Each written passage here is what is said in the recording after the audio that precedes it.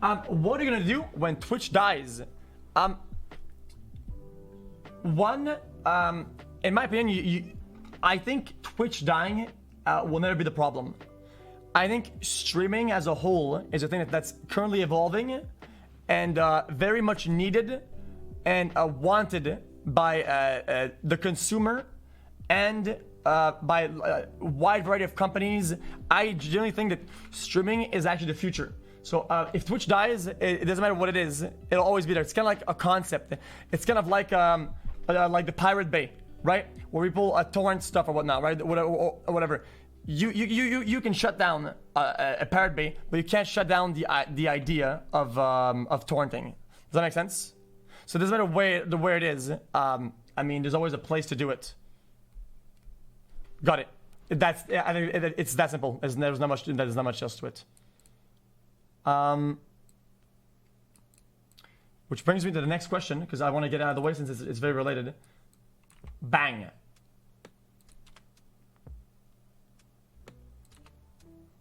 Boom. When do you think you'll retire streaming? But I'm really excited as we do this. That's a good one, because everybody always asks this. Okay. I don't want to sound like I'm doing some sort of a weird thing, right? Where I'm telling you guys like some weird like voodoo like wisdom, or I know better. But I'm pretty like I'm very harsh on myself when it comes down to mentalities.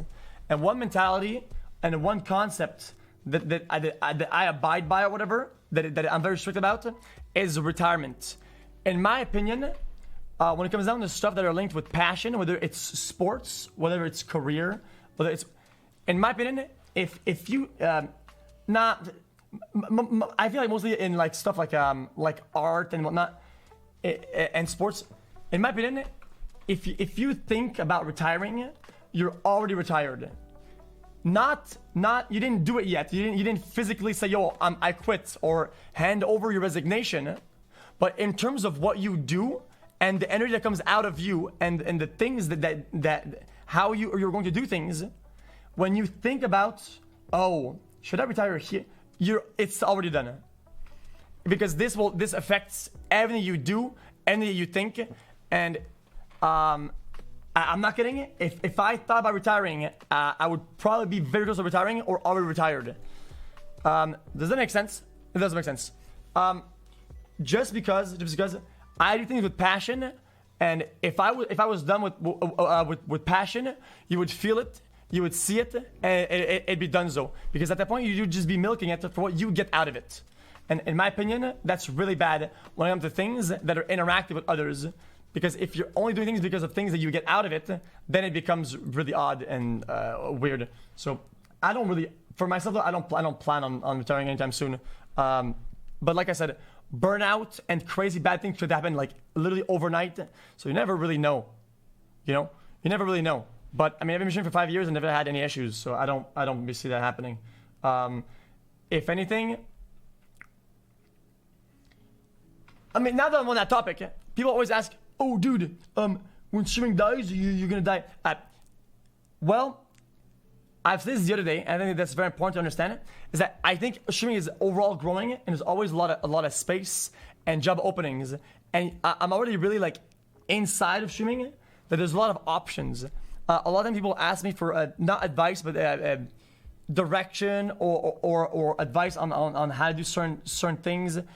I would love to do stuff like event planning, or directing, let's say, I don't know, like a tournament production or helping it or something. And I have ideas for content to make these things better. Because I feel like as a streamer, you're always looking for things that people want and people want to consume, right? That's kind of how it goes. Whether it's genuine or whether it's not. I always want to do cool stuff, and I feel like I have a good idea sometimes on whatever, because I've been in tournaments. I've put it in them. I've done them. I have an idea of what could help, and sometimes I feel like there's a lot of failures in that market, and I would love to do that after it's done. Does that make sense? like, oh, dude, a halftime show, we could do that, we could do this. And I think that's very valuable, very, very, very valuable, because right now it's kind of stale. Okay, this one is good. This is a good question here.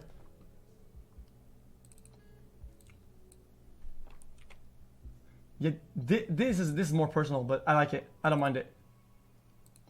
Oh, because we're really talking about this stuff, because it's like I'm not very I'm not. It's not that I'm not open about it. It's just kind of like we don't really get to talk about it that much. Yeah, because I don't want to do like a super hardcore sadness stuff or whatnot, but you know, I wasn't always a streamer. I didn't always stream, and things are good now, but they weren't always like great. I think hardest moments or hardest like phase of my life or whatever is yeah, I've said in the past a little bit, but I was injured while snowboarding because I wanted to become like a pro snowboarder, and I injured my knee. And at that point, I was always very active. So when I did when I was a kid, it's not really because of ADHD or whatever, but I have a lot of energy. And anywhere I would go, I would jump and do backflips and front flips and side flips, and I would just do like parkour. And anywhere I went, I wouldn't walk there. I would run and jump. And when I injured my knee, that was kind of the end of it. There was no more like crazy running, no more jumping, no more flips, no more skateboarding, no more snowboarding. And the waiting list to get surgery was very long because I had to get it checked, and I had to get it analyzed, and then I had to get in the waiting list for surgery, get surgery. Then after that, you have to recover, and then physical therapy, and it's really bad. So at the same time, it was the middle of the school year, so they fucked the school year. And whenever I was recovering, I had to do adult school. And what adult school is pretty much is that it's all on you. So you have to fucking kick yourself in the ass and get out of bed.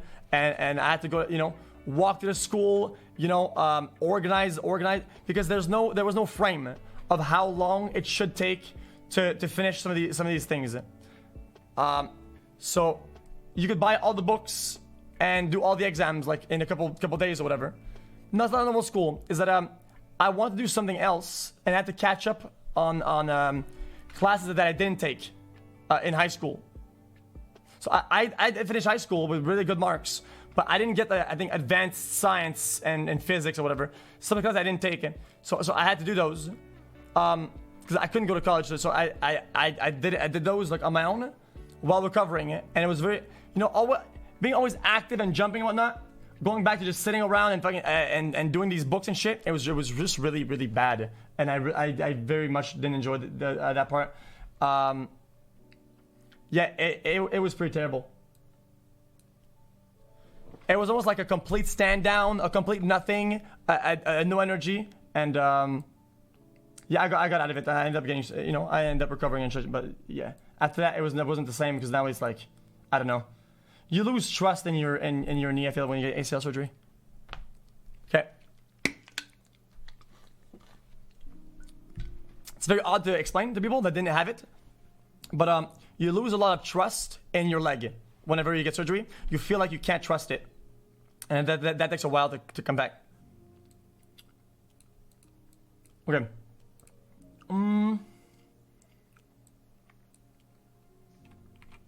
Okay. I have a couple good questions in here, but I'm gonna get more from chat. Okay, I'll get a bunch from chat. Okay. What were we doing when you're in knee? Snowboarding. Do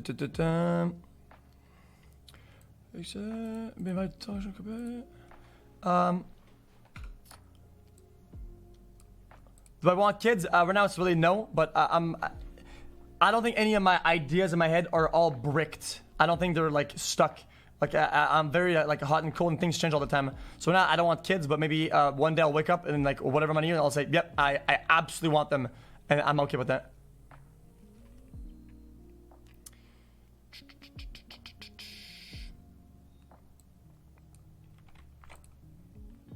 Okay, this is not bad. I'm having tough times. Like these are all good questions, but none of them are like very like guys. If you see a question that you really like, Just spam their question.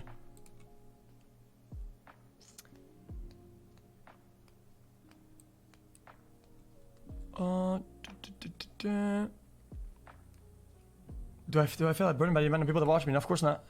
Fucking love it, man.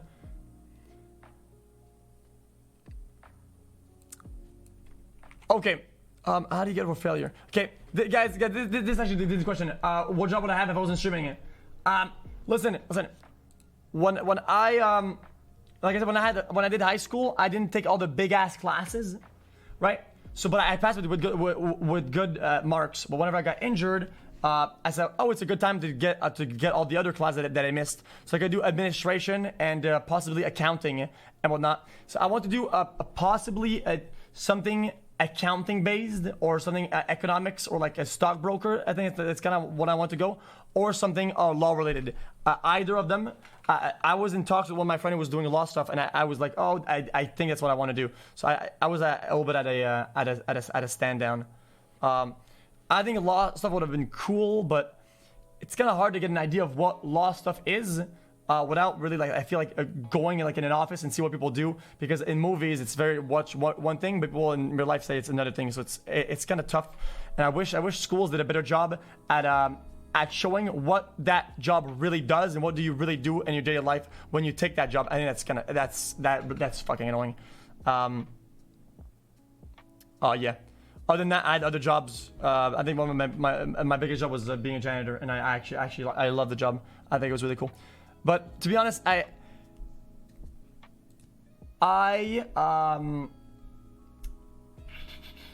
have a hard time disliking things. For me, it's very difficult to not enjoy things. If I do something, for some reason, I always like doing it. Doesn't matter what it is. If it's a game, a task, a real life. Like even if it's a job, I'll just enjoy it, and it's hard for me. It's hard for me overall, I think, as a person, to dislike something that I do or be unhappy. I think I must have to focus on being mad to be unhappy. Otherwise, when I close my eyes for a couple minutes and fuck, we're back at it. Okay. That's always been like this. Yeah, I've said this before. Even as a kid, sometimes my parents would scold me or I did something really bad, and they would give me a consequence, and I'd get something. Fuck, bam! I'm getting rolled, and everything's in disarray, and I would smile, and I would and sometimes my dad would get mad that he's like, dude, well, why are you happy? He's like, you're such a happy boy, aren't you? And I'd be like, yeah, ha, and that's just kind of how it is. Okay.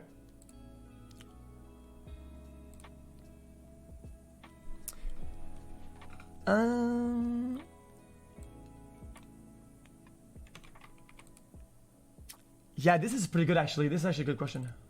I've answered this in the past, but I think this is always relevant. Because I think a lot of people wonder this for themselves, but for other things also.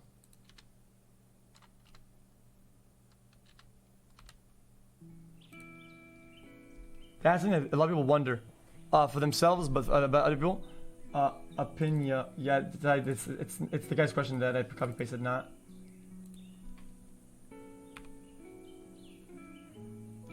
Opinion. So this will probably change over the years, right? Because of technology these days and whatever.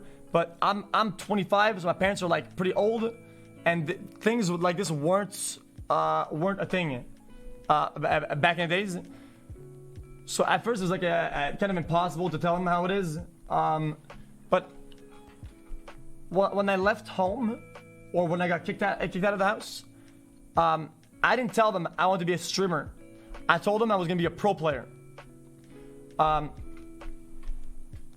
So it was even harder to explain it, that I wasn't gonna make videos or create media.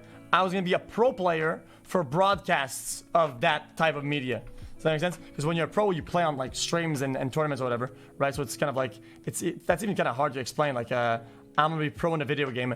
They didn't really get it. I think my mom kind of got it, but kind of sad to kick me out because of my stepdad didn't agree. He didn't understand why I was playing games so often, and I thought I was gonna be pro in League of all things, But in my defense, I was doing really good at the time, and I thought I could do it. All I had to do is focus a little bit, and yeah, I kind of got kicked out, and then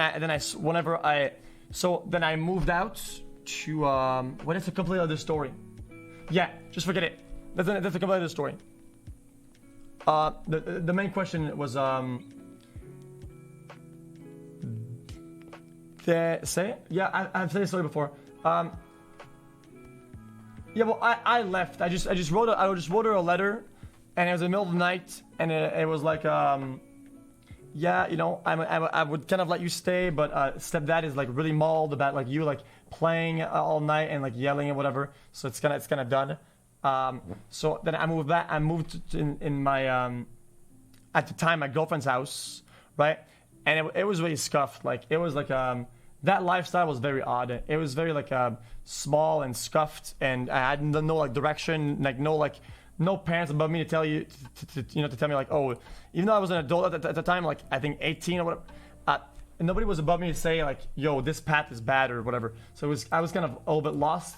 So I would play games all day, and I'd stream League at the time.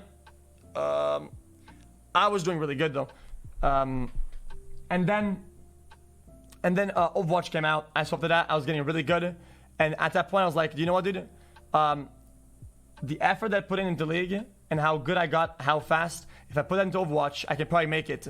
And I had like this kind of a dream or goal, and I went all in on it, and I went super hard. The first like a year and a half or whatever of the game. I mean, all game long, I went super hard, and I was really loud in the scene. I was making like I didn't get access to the beta, so I had a lot of catching up to do on how good the other players were. So I knew I had to get fucking loud, and I had to fucking step on a lot of people's toes, and I had to push people aside and fucking grab my way through people to make it. So it was pretty crazy in terms of pro play. But when I did make it, it was really cool. But their opinion about pro play from whenever I left home and I wasn't a pro, even after when I was pro, and even after I was a paid professional, and even after I was then a paid streamer, all these things stacking up, their opinion literally didn't change. From the moment I left that door, all the way to being paid by 2 different companies, that opinion was still the same. It was nearly the exact same thing. I don't think it morphed or changed. The first change that I really saw, this isn't an old story, but it was a Christmas like dinner or whatever, and I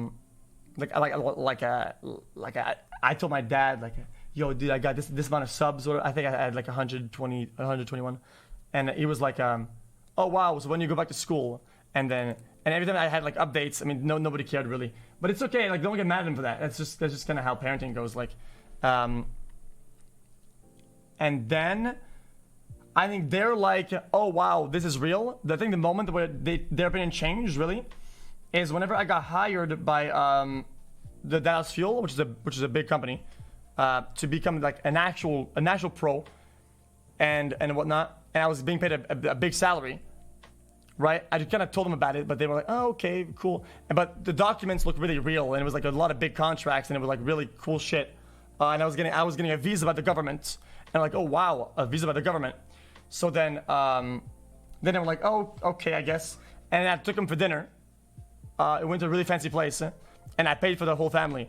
And I think they were like, oh damn, yeah, man, I think this is actually working out. And I think it's at that moment that they were like, okay, yeah, I mean, this is kind of real, I guess. But it took like 2 years and a half or something. So it took a while. And even after that, I think the whole streaming thing, even though they knew that it made money or it sustained me, I think they still were a little bit like, I mean, I don't think they had the most positive opinion about what it does, but it's okay. Now it's fine, I think.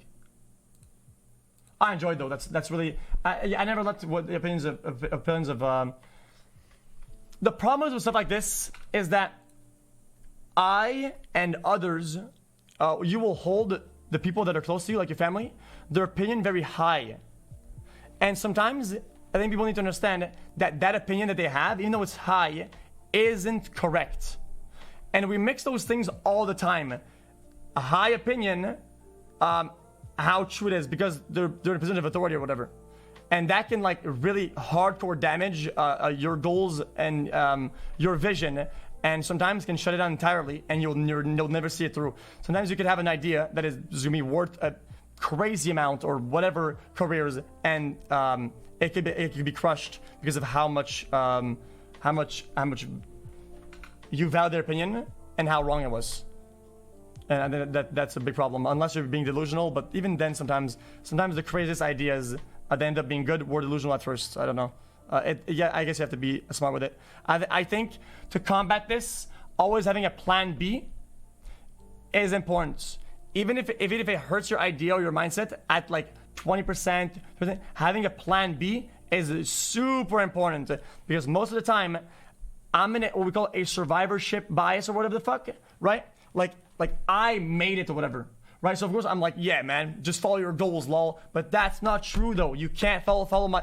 You can't follow what I say blindly, because the reality is you will fail because not you, but I'm not saying you, but most people, because it's like a 99 point whatever percent, and that's true with most crazy business ideas or crazy business ventures or crazy plans. The reality is most people will fail. Some people will make it. But if everybody says, you know what, dude, I'm gonna succeed because he said I will. If everybody goes all in with no plan B, you're gonna have a lot of like very broken down, like homeless, done people with no other options. And I think that's a crazy big problem that people have when they listen to people that say, "Oh, dude, just follow your dreams, haha." Like, I made it. Obviously, it worked. Lol. That's very short-sighted.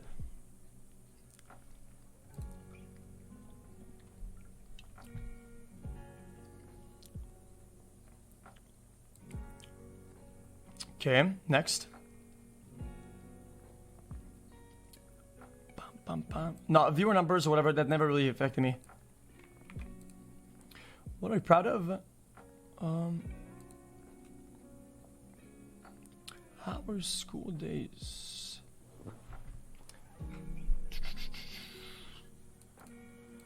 Fuck, guys, there's a lot of good questions, chat. Guys, I wish it was more unified in the good questions. Modification, a very good personal question out there. Just send it to me. Something more personal and less ideological, I think, is better.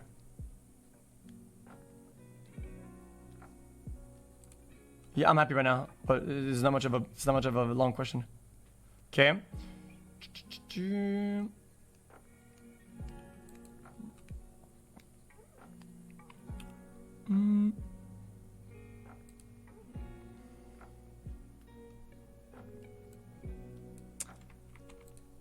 That's not bad. That's pretty personal. That's pretty good, yeah. I think that's a good question, yeah. Oh, you know what we do? I'll do this Q&A. Q&A. And go like this. Okay.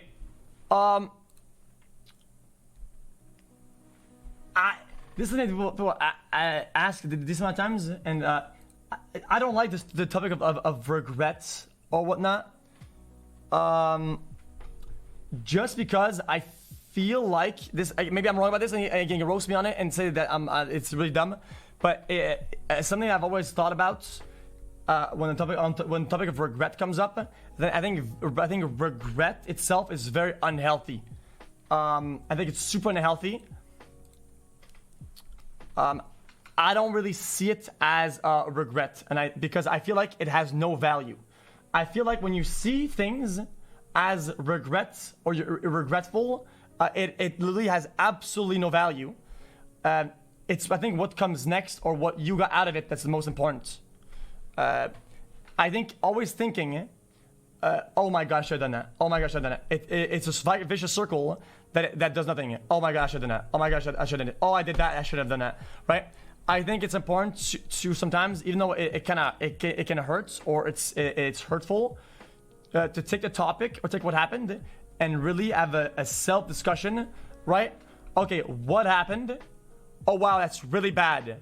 Okay, that's really bad. And understand the scope of the consequences of what was missed, and say, yeah, I missed that, and just go in every aspect of that entirety, and go in entirety, right? And okay, now we're done. Now I know for a fact, I know everything about this. I know what are the consequences. Now I'm done thinking about it. So you don't think about it all the time. Oh wow, this happened to me again. Well, it wouldn't have happened if I didn't do the other thing bad too. It's like, dude, you'll never get there. I think it's super self-destructive, and it'll fuck you over super hard. What you learned out of it though, I feel like if the regret is strong or whatever, even though it can enhance how much you'll learn from it. So I think that can be a positive thing, is to like the thing you can learn, to have such a strong feeling behind it. Yeah, man, I won't do this anymore, man. Fuck yeah. It makes you learn hard. So my biggest regret, I don't really have any big regrets. Yeah, I don't have any. I don't really have any big regrets, because I think I did a pretty good job at always making the best out of things, and doing good from really bad trash shit that happened. Whether it was before streaming, after, was it before in school stuff. Yeah, that's about it. Things happen, fucking move on. Okay.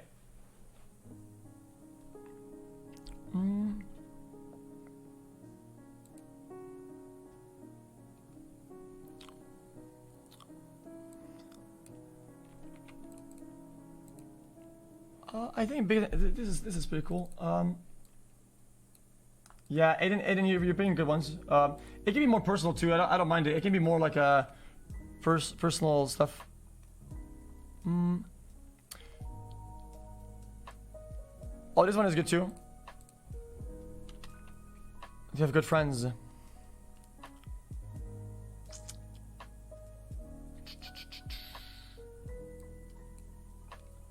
Okay.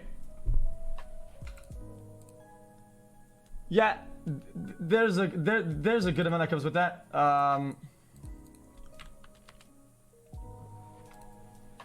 I think yeah, I think inspiration is really cool. I think I think sometimes people feel like they shouldn't be inspired by others, because I don't know. Just overall, I think being inspired is really it's a very healthy thing, and people see inspire as like, oh, you're gonna copy this person, or you're gonna do this. And inspiration comes from a lot of places, and in streaming and in pro play, I was always inspired by a lot of people, because in my vision and my philosophy is that you're a big machine. You're a big machine, and you have a crazy amount of parts, right? Like a cog wheel, like a bolt, like a nut, like a chain belt. You have a lot of parts. You're a big machine, okay? And your machine isn't perfect, and it'll never be perfect. And there's not a single machine out there, whether you think because on social media they're out there, oh wow, their machine is perfect. Their machine is dog shit. The machine has few parts that are very good, that make you feel like, oh my god, this machine is insane. But sometimes their machine is just a good paint job, and the machine is trash. And in my opinion, when you get inspired, even though you might feel threatened by something that's better than you, there's a part of them that might be insanely good. You can take that part and put it on your machine and say, that person, maybe he's an asshole, maybe he's a dumbass, but that one part that he does, he's a god at it. I'm gonna copy that machine and copy that part. And then one other person, a small cogwheel, it can be a small thing. It can be something so as small as I don't know, the way somebody moves their hand when they talk, or oh wow, this person when they talk, they stand with their shoulders like that. Okay, that looks good. It's such small things, and you take a small part in your machine, and then your machine, it becomes stronger, and your machine will end up being much better than the machines that you were inspired from, because you didn't have a high ego, and you were able to say that part that he has is better than mine, and you were able to combine all the good parts of these machines, and now you have a fucking super machine. Now you have a super insane machine, and you're rolling it. And this fact came a lot into pro play, where I was one of the best at Overwatch and best at tanks. And whenever I was playing against other tanks that were the great ones, like, yeah, now I'm better than this guy. But this guy he did right there, this one move, that was really good. But I'm better than he is. But that one thing that he does, holy shit, I can't do that. So I'm gonna focus on being good and doing that one thing he does. Even if he's lower than me or higher, and then my machine became an overall better machine than most top players' machines. And sometimes I think that's kind of how inspiration comes into play. That's why I don't mind when people say, "Oh, dude, you inspire me." A lot of you guys in chat, when somebody donates, "Oh, you inspire me." People say, "I inspire from a streamer." Haha. Well, I don't like when you guys say that, because in my opinion, maybe there's a small thing, a small piece of my machine that they're inspired by it, and it can help somebody. And I'm like, okay, I'm not gonna fight him. I'm not gonna say, "Yo, no, dude, that piece of machine is bad, and you should feel bad for saying that." No, it's not like that, dude.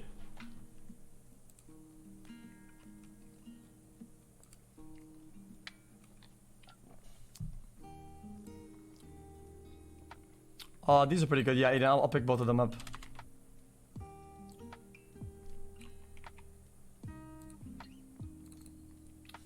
I'll go over this pretty fast. Just because for some reason this question is kind of loaded. Just because I don't have ADHD right now. I just say not as a meme, but sometimes people qualify a certain type of behavior as ADHD, and they say, "Oh, you have ADHD."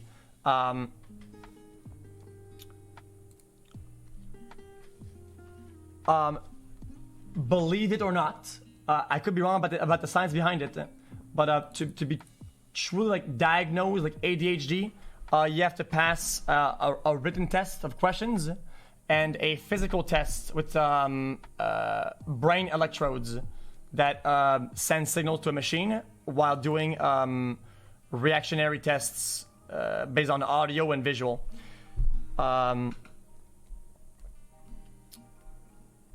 I did those so many times that I mean, no. Well, I did those tests like I think like yeah, I'm sure they can diagnose it with just a written test or a talk, but from my personal experience, I did a lot of them. So it's why I can say with accuracy that I currently don't have ADHD on paper based on tests and analysis.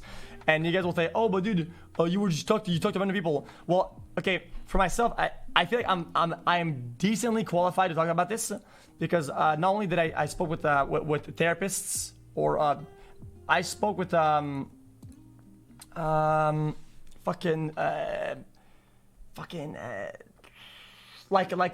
like not neurologist, like a neuro something, almost like a neuroscientist. It's a facility. Let me just take a look.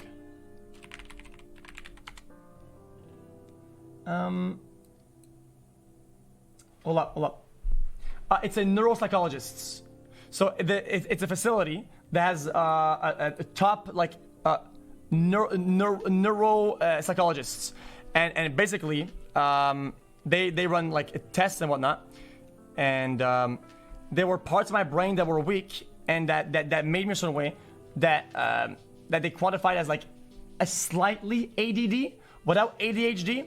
And basically, I did neurofeedback training that reinforced these parts. And after a long test afterwards, they were like, "Yeah, I mean, you're kind of good now." It's a very long story. I said it a bunch of times before. Okay, it's really cool. It's something called neurofeedback and biofeedback. It's looking at a computer screen, and the way it works is that they plug electrode. They put an electrode on your head in the part that they're quantifying, and one on your ear, and basically they quantify like some of the brain activity, like fucking like some waves or whatever, and the computer would have either, for me at the beginning, as I said this before, was a roller coaster, and they wanted my the brain to operate at a certain frequency or something, right? The target frequency, and just by thinking or being in a certain state of mind, the roller coaster would go forward on the screen, and whenever your brain wasn't in the target of frequency, the roller coaster would stop on screen, and then you would get upset because you want the roller coaster to go forward, right? Obviously, you want it to go forward, and it's annoying when it doesn't. So then you try to think and be in that to make it. And at one point, you do that over time a lot, and you get trained, and because of some weird fucking brain thing, I guess I don't know, okay, but over time, it gets better and better. And at one point, they made the roller coaster go faster, and if I wasn't in the zone, instead of going forward, it would go backwards. So I had to deal with the thought that the roller coaster, holy fuck, I'm losing progress, and it's going backwards now. So now, I'm like, come on, fuck, still backwards. I'm like, okay, forward, nice, backwards, like it's like, right? And after a while of that training, I reinforced those parts. And whenever they quantified, they did the same tests that we ran initially. Like my brain was better, pretty much. Yeah, pretty much. My brain was literally better. And the doctor or the neuropsychologist said that it's something that. This feedback isn't for like the mentally ill or whatever. She says that professional hockey players and NFL players and a lot of top CEOs ask for and go through just because they want to continue doing good and get better. It's pretty cool though. Yeah, biofeedback is they put the thing on your thing and you have to breathe properly. Because I think most people breathe through the top of the lungs, and breathing properly, breathing through the bottom of the lung, like, and something you have to practice, and it actually helps you do better in those brain things whenever you're breathing correctly. I think I could be wrong. I could be wrong about this, but whatever. Okay. What was the question? Oh, this is good. This is good. Bam, bam, bam, bam.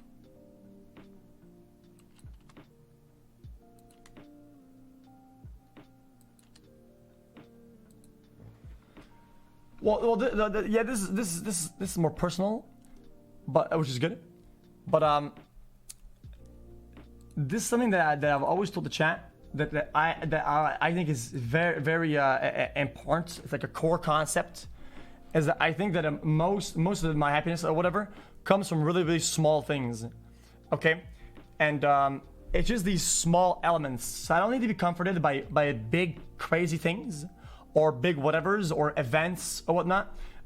When things are kind of weird or odd, I can maintain a certain acceptable, good, high level of happiness based on small things. And one of these small things could be simple as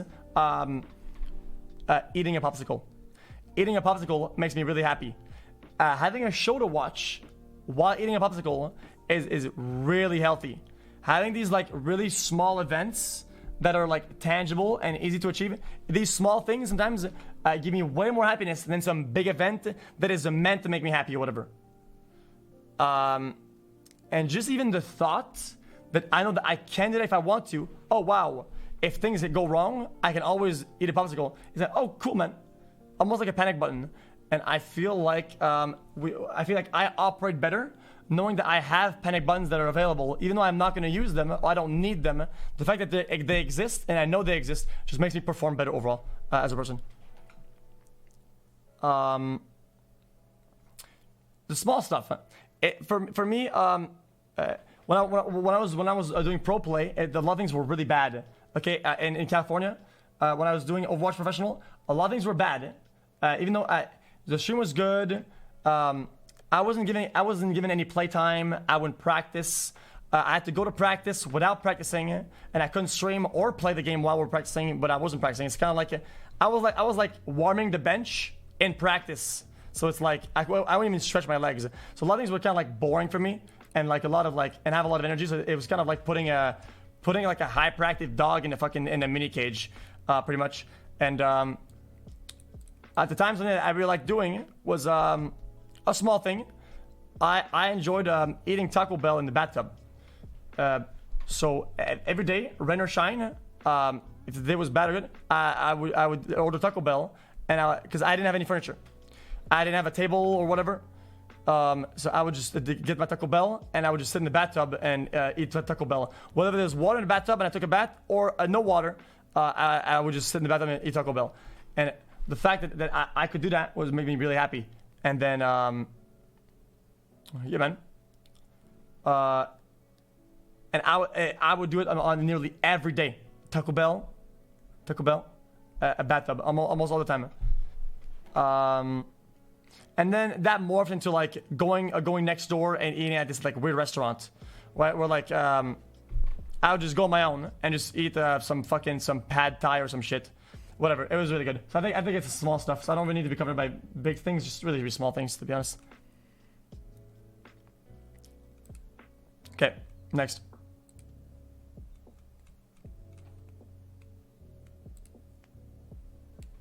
I have literally no off-stream goals. No, none. Not really. I think my only off-stream goals is to put things in order where I can, if I want to, I can operate like an adult. Like having a license, like having files, like a fucking...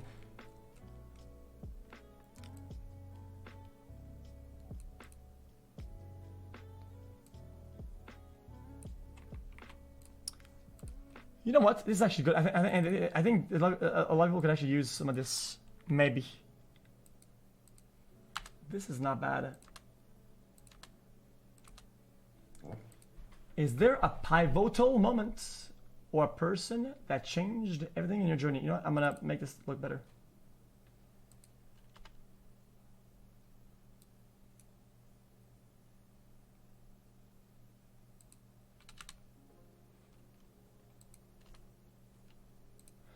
No, I think this is good. Because of the answer, not the question itself. I think I would stream all the time, and I would think that things that everybody does, or things that are normal or whatever, or just having my own thoughts was bad, and I felt bad for sharing what I actually thought about stuff. Because I feel like I want to like fit in. I think fitting in was like a part of me, a way back when, like 5 years ago, and it was very important to me to fit in. Looking a certain way, having clothes that are like a certain way, or whatever, and that really eroded really fast. Surprisingly, to be honest. Because I feel like a lot of people. I feel like a lot of people feel threatened by stuff, and when they feel threatened, they tell you something, and it makes you feel bad, or it makes you change or fit in. And you changed based on what they're saying, but they're not saying these things because they're true. They're saying these things because you threatened them. It doesn't matter why or how, but sometimes you looking a certain way that's like kind of like unique or anything, right? That's you look like a dumbass. This is right? And they're not really saying that because you act like a dumbass. They're saying because you dared to try something that they couldn't, or oh my god, he's doing something, and I think people are projecting it. I feel like you know, does that make sense?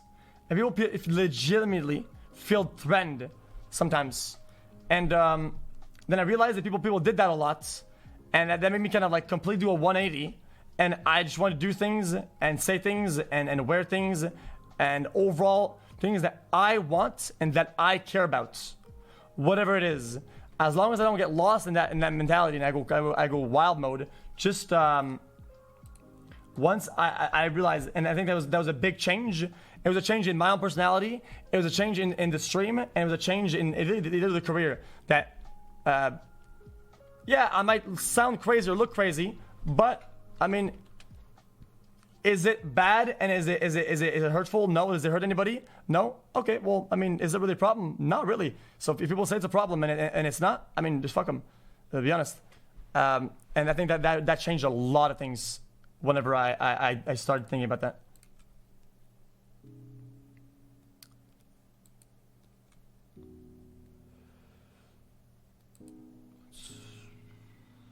What scares you the most? Going homeless. I'm not kidding. It's been my fear since I was like 12 or whatever. Going actually homeless has always been my biggest fear. Even today, going actually homeless scares the fuck out of me.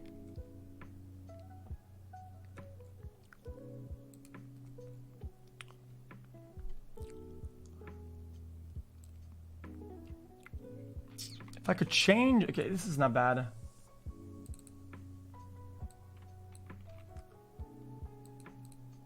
Hold up. Bam, bam, bam, bam, bam, bam.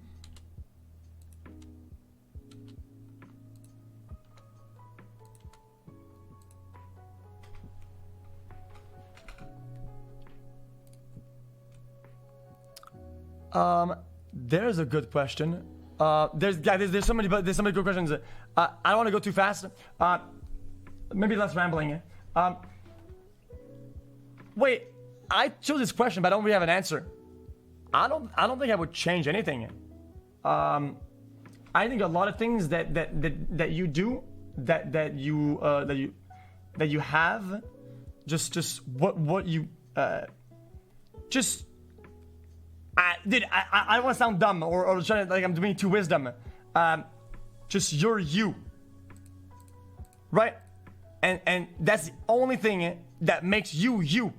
So anytime that you want to be something else, and this is not like the inspiration part of earlier, that you try to be something else where you're losing a part of you. You can be better and improved, but you can also be you. Do it your way. Do you. And I feel like a lot of people lose touch with their you. Does that make sense? And I think you have to be stern and stark about keeping what makes you you. Unless it's problematic and a disaster. So I wouldn't really change anything, not because of ego or whatever, but I mean I don't. If I could change something, I would my addictive personality. Sometimes I would like to kind of like morph it because I get addicted to stuff very easily, but at the same time I feel like maybe that's a part of me that makes other things coincidentally good and overall, you know, sometimes I feel like if you change something, you might change something else by accident. And if you lose that and you can't get it back anymore, you'll be sad because you can't get it back. So sometimes one change can make other changes that were unneeded, and you could have known, and now you're bugging. Like what? Well, okay. Well, when I was young, I was hanging out with this guy that had a brother. Present moment in life? Yeah, that's a good question. I had a brother, and his ears were like that. Like that? Right? So his ears were like that, right? And there's a surgery that he could have had, and he was always like, man, this, you know, yeah, people make fun of me for this or that. I don't remember how it was. I don't remember, but basically over the years, he wanted to change it, and they were gonna do surgery where they put his ears and they just kind of like just stick them, pretty much, just as easy as that, just stick them, or whatnot, or like sew them. And it's like apparently it's like a really easy procedure. It's not some crazy thing. It's like some really easy thing. And I think coming really close to the surgery, I don't remember. It was like a very close timeline. He was like, you know what? I don't want it anymore. and he decided not to get it. And I think to this day he never got it because he was like, well, at the end of the day, it's what makes me me, and it's not a problem, and it doesn't do anything. And I maybe by doing that, you'd lose a part of you. And that he didn't do it, and I think that kind of inspired me a little bit in certain aspects.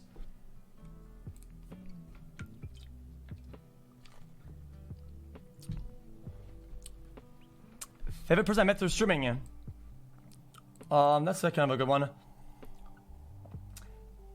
I'll go this over really fast. Favorite person I met through streaming is probably the more genuine to the core streamers. Probably Byron and Soda and Tim. That's probably my close top 3 of the people that I met that are really out there. For a lot of reasons, it's kind of complicated. They have a lot of things that they have a lot of parts of their machine that were like insane, and that I wish I could copy. I wish I could put in my machine, but I just can't because they're too good at it.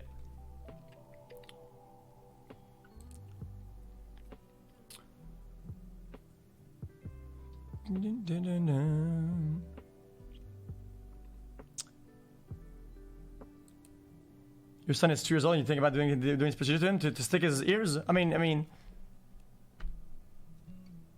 I don't want to give you advice on that.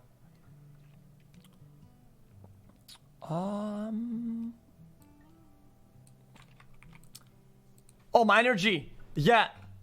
This isn't even that bad. Okay, I'll go over this real quick. I think this is kind of personal, but this I feel like a lot of people maybe have this. Dude, I would go crazy in school. I was a fucking class clown. I would like move in my chair. I'd like do a crazy shit. I would do in school. I was a fucking actual nut, and I always did a lot of detention. One time they said they were gonna kick me out of school unless I did a full psych eval, and if I didn't get a psych eval and ADHD eval, they were just gonna outright kick me out. Not that they think I was a fucking crazy, but that they maybe he has something. Go get him checked out. So I did get a fucking full psych eval, and I came right back, and I was like, yo, motherfucker, I see I'm not crazy, bitches. They were yeah, I was pretty out there, but overall, having a lot of energy around the other students and people, I think some people will get like, holy shit, man, and maybe they'll like make remarks or like bully you for the energy that you have, but in my opinion, energy is something that is like sacred. Energy is something that I don't think you can fabricate. If you don't have it, if you're not very energetic, that's okay, right? But some people wish they had more energy and wish they're more out there. And whenever you are out there, you don't want. You should be careful trying to shut it down because other people tell you that, oh, this guy's too crazy. Yeah, I feel like it's a bad take. I don't care. It's not a take. It's an opinion. I've always been proud of my energy. And I always like it, and I was putting it out there. And if it's too much for some people, well, they're not hanging out with me, and they don't have to be friends with me. And it is what it is. Not my problem. But I don't want to I want them to make me like have less. Because I know for a fact that some people don't have some, and you cannot get it out of them. Some people are very low energy, and it's impossible to get it out of them. And I feel like maybe they wish they had more or not, but I don't want to shut it down. If it's too crazy, yeah, maybe you should chill. But other than that, and I think energy is important. So yeah, I wasn't really bullied, but in school I didn't really have. It's always been like this. I've never had everybody in school. I was popular. Everybody knew me. Everybody was like, if I asked something to somebody, they would answer. If I said, yo, can I borrow this? Yeah, they would answer. They wouldn't be like, yo, who the fuck are you? But nobody was like my friend. I didn't have like even my better friends we weren't really too good of friends. Like we wouldn't go to like parties or whatever. So everybody was my friend, but I had no friends. Does that make sense? And I think part of my personality and maybe even some of my energy maybe did that.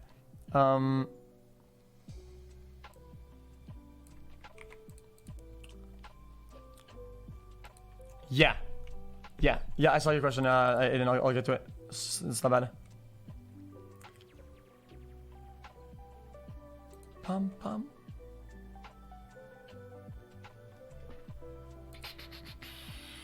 There's some good ones in here. What is this again? I forgot. I'll just copy paste it. We'll see if I answered it or not. What was this? Any qualities? This isn't too bad.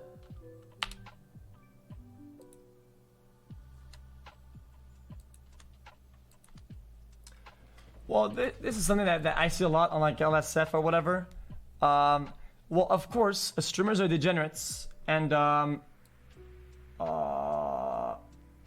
mean, pretty self-centered and whatnot. And I think almost the vast majority of what makes you a good streamer, or whatnot, it hurts you in other aspects of life.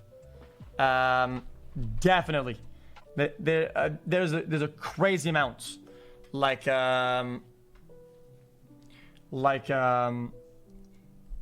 equality, like being out there, man, like telling people what you actually think about them. Like it's not really a quality. It's not really a quality, but like saying how you feel about things. There's a place and a time for stuff. For some reason, in streaming, if you say these things, it's not because of drama or whatever, but people, it generates interest and other things. When you say being direct, doing the same things, being truthful. I'm just gonna say it, right? When in real life, I mean, if you had a real job, if you say that, I mean, you're fired. If you go do this, you're fired. If you do that, you lose your job. If you say these things, you lose a promotion. When in streaming, it's kind of the opposite. If you say it, it's kind of like you get a promotion because it's good and it kind of like helps. So being fired in real life will literally make you promoted in streaming, which is an odd duality. But a lot of things that the streamers have, not really a quality, but a lot of things that personality traits does that in real life. It's like a very like 50-50. I mean hot and cold.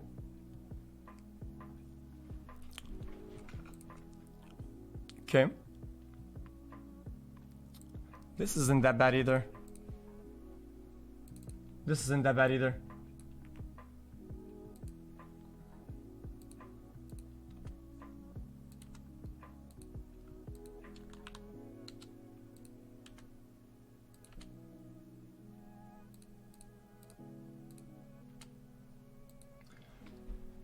This question I feel like has a lot of part to it.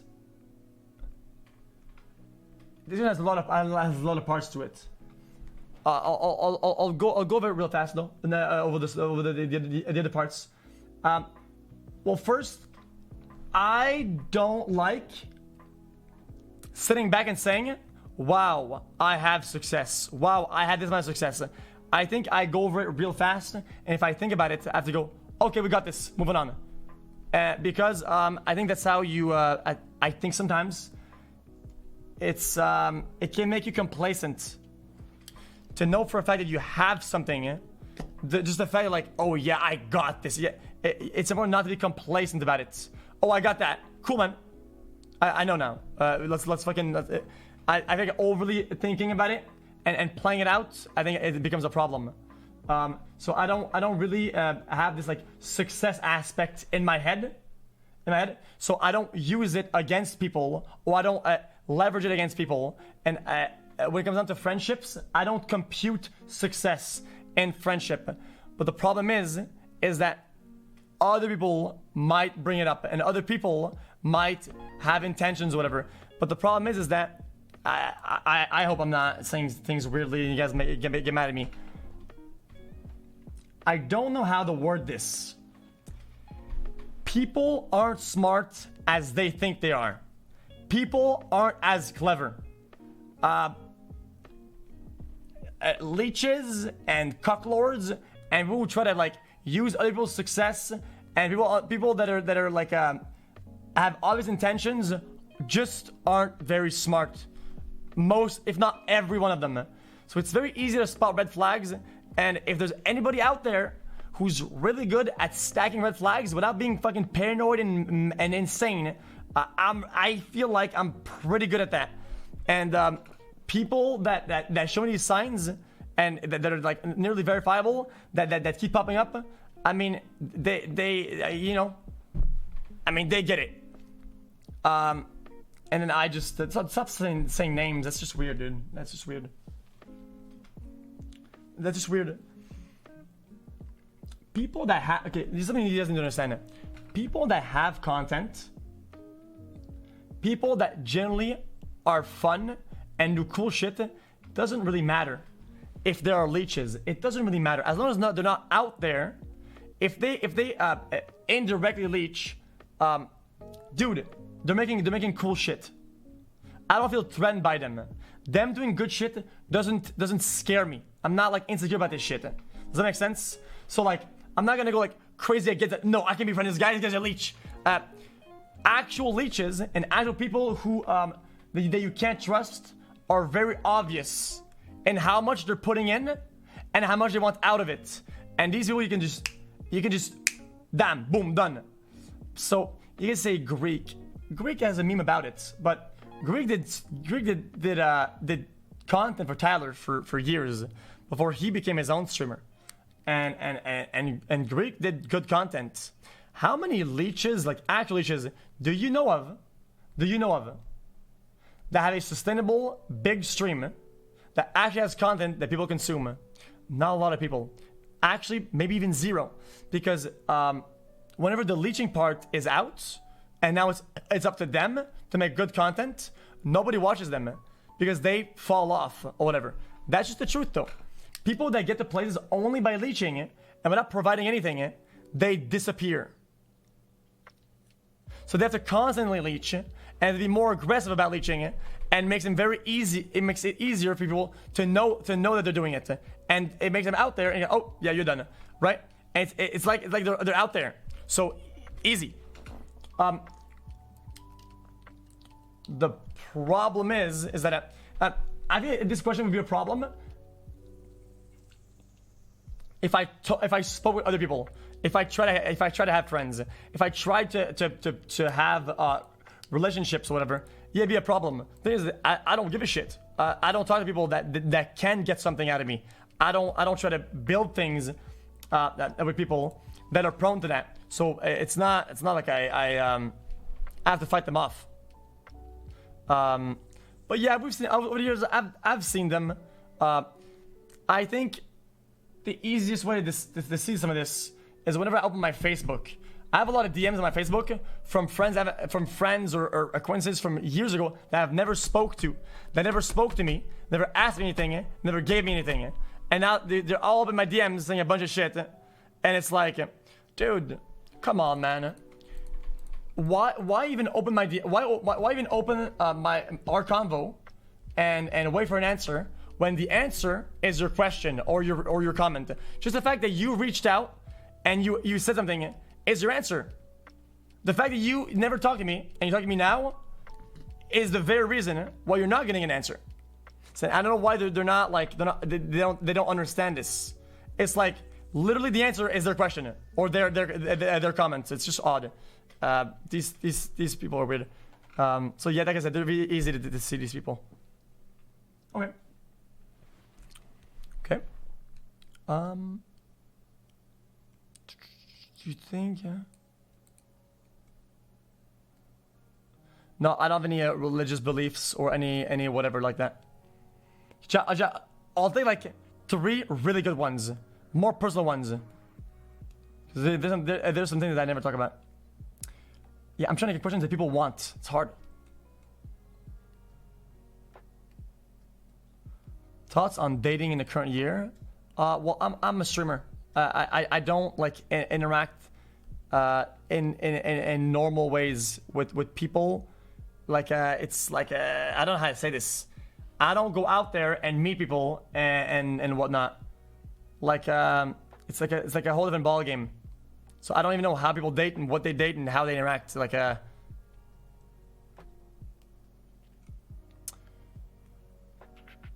your opinion on people who generally don't like you? Aha! See, this is not even a bad one. Guys, I'll go this really, really fast. Yeah, I feel like people might be able, not to relate, but can maybe even use that. Nah, I don't mind this. These days, a lot. What is your opinion on people who generally don't like you? The reality is that most people dislike me. And you know what? They're not even wrong. Most people that don't like me aren't wrong about it. They have valid concerns, and I've showed them things that give them reason not to like me. I don't give a shit. I don't care.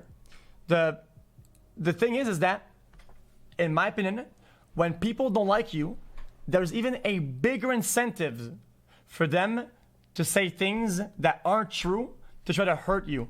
So why would their opinion matter if they're already inclined to say things to hurt me? Why would I take their opinion or advice or concern or anything that they say to heart and act on it? If anything, the only person that I should listen to are the people that actually love me, that actually like me, because they want the best for they want the best for me, and they're going to be saying things that genuinely help me, not that helps them or helps to feed their thirst for what they think is good, to actually help you. And these people, sometimes you'll have none of them. Zero. And even people that I'm sure that have a lot of friends and are very liked, what people tell them is a complete bogus, because they don't actually like them like that. And it can be very hard to weed out evil trash and just get the good stuff. I'm not kidding. I'm sure you can be on your own with one friend or with one pseudo friend online, and you could probably be getting better advice about life or better comments or better criticism from that one person than somebody who has 60 friends, 10 of them, 5 good friends, just based on that. So the people who don't like me, they think that they say things that hurt me, but the only thing that they give me is ad rev and bigger view numbers and make my Twitter pop off. They give me more impressions, and overall they help me. So the people that really dislike me the most, they're giving me everything. So it's hard for me to go too hard at them, because they're investing their time, efforts, and whatever to be part of what I do. So it's like, thanks, man. Your advice is dog shit, but who cares?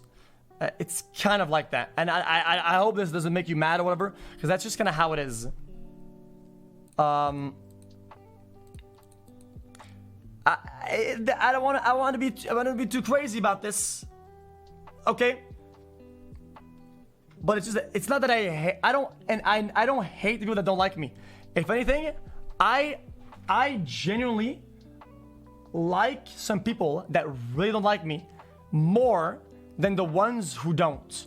Because sometimes the ones who don't dislike me out there actually don't like me, but have something to gain, whatever. So they act certain ways. Somebody who's out there and doesn't like me without even doing it for clout or whatever. Somebody who generally just doesn't like me. They're honest. They're like, I don't like him because he does that. Or, okay, I respect that. Cool, man. How many people tell you how they really feel about you guys? Not very often. It's a rare thing. So, yeah, not a lot. So, you know, I think they're being truthful, and sometimes more truthful than the people that are close to me. So I think it's a healthy thing. I think you don't have to like everybody. You don't have to approve of everybody. You don't have to love everybody. You don't have to be toxic to them and go against them. As long as somebody is not going against you, if they just, yeah, I don't like hanging out with that person. Cool, man. And sometimes it happens a lot of times where even I think this is very important in role play also, because it is a good tangent. My style of personality, whatever, sometimes people will not like it. I don't like interacting with this guy. I don't like talking to this guy. I don't like playing a game of Among Us with this guy. I don't like playing a competitive game with this guy or against this guy. Okay, wow, was that so hard? Did you have to do a crazy amount of things against me and behind the scenes? Did you have to go crazy mode? Did you have to fuck me over? Did you have to do a bunch of bullshit? Not really. I mean, you just don't like it, and that makes me like, okay, this person doesn't like it. Okay, moving on, man. I don't give a shit. I don't care. I don't need them. I can still survive without them, and they have an opinion, and cool, man. Okay, well, next question. It becomes kind of a problem if you need them, so it's I don't know.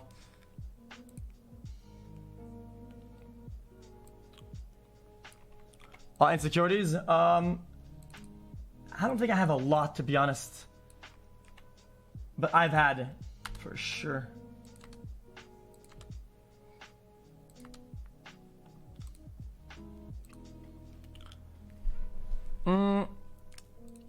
Everybody has insecurities, and you can't be.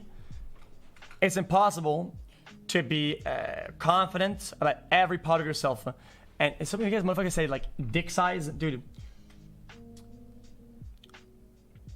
Even if your juicer is small, okay, it's not even out there. Nobody sees it. Nobody knows about it. Not a lot of people have a picture of it. Who cares? You don't have to play it off. You don't have to do anything. But it's who cares? Who cares? And even if you're insecure about it, like I don't know. Back to the question, okay? I said this the other day, but I was very insecure about clothes, wearing clothes. There are some parties that I didn't attend because my clothes weren't cool. There's dates that I didn't go on, and people that I ghosted because I didn't have okay clothes. Because I thought I looked stupid and I didn't fit in with it, and I was very insecure about how I looked and everything. Sometimes even a haircut, a pair of shoes. I was very insecure about just how I looked and how scrawny I was, and I always felt this is really bad too. This is very, very bad. When I was young, I did a test when I was very, very, very, very young before school. And they said that I was smart enough, whatever, to go to school already if I wanted to. And I was like, yep, I wanted to. So I went to school early. But I was like 9 or I think a full year behind everybody in school. So whenever I was 10, people were 11. When I was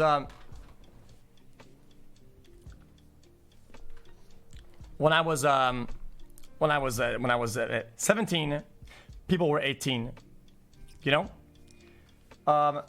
So basically, I was very, very insecure about that because it made me feel like I was just too young. So dating a girl of my age was almost impossible. Because in my classes, I only have these 16s and I'm 15.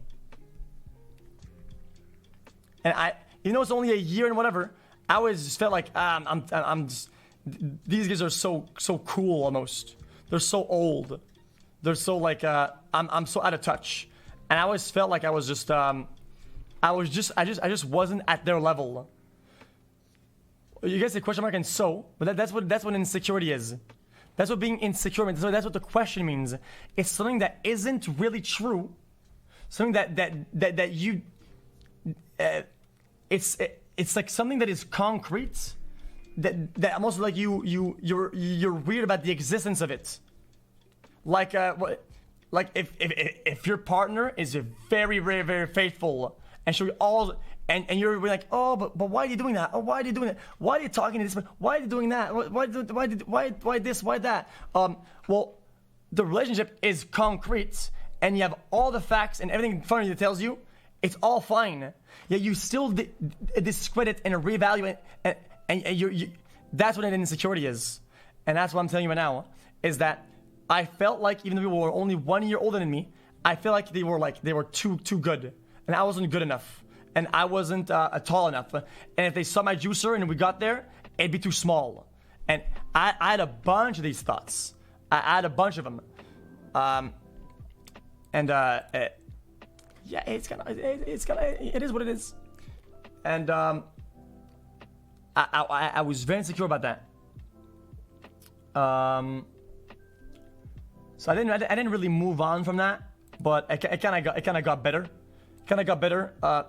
After a lot of girls had interest in me or whatever, then that kind of like, okay, maybe it's real. Okay, maybe and then it was fine. But at first it was pretty bad. Also, people going clubbing and going to bars and shit, and I couldn't. And I was exactly of their age. Everybody going out, and I can't. I mean, that's pretty much why I play games all day, because all my friends and everybody I knew were just going to bars and clubbing, and I was 17, so I couldn't do anything. And I think that's kind of how you like lose friends almost, because it's like you literally cannot make cool memories and cool things with them because you can't even get in. And that's kind of how it was.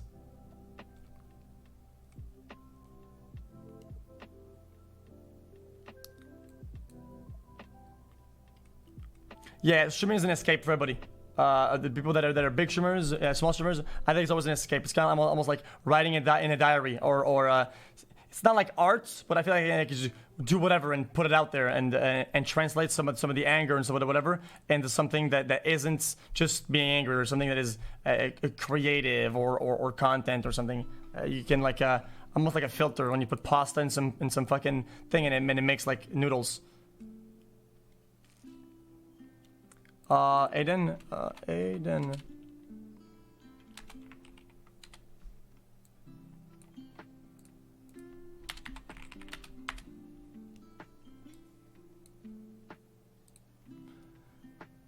Do you ever go back to your normal life? Oh fuck no. I'm not. I don't have to go in that. Go back to my normal life? Oh fuck no. I'd never go back to my old life. Are you kidding me?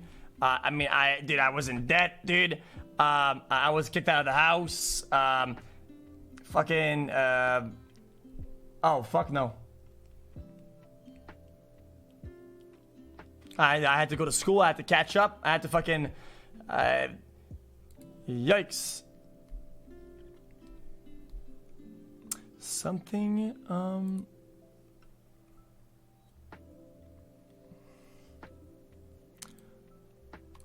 Oh, this isn't that bad. I feel like some people wonder, and people always bring up the topic of money. I'm gonna take one money question and go over it really fast.